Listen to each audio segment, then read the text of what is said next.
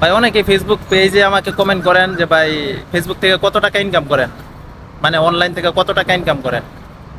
আসলে ভাই অনলাইন থেকে ইনকাম হয়, মোটামুটি একটা আর্নিং করা যায়, আসলে ইনকাম কখনো বলতে নাই।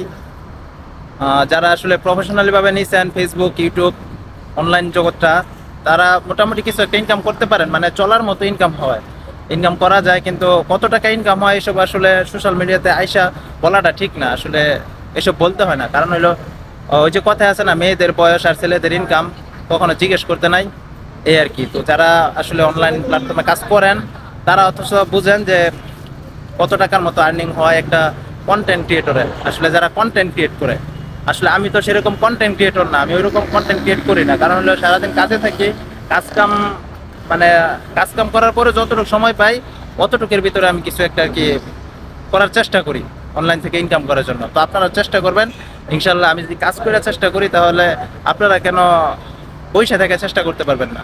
আমি কাজ করে প্রবাসে থেকে পরিশ্রম করে যদি চেষ্টা করতে পারি তাহলে আপনারাও পারবেন। তো ভালো থাকবেন।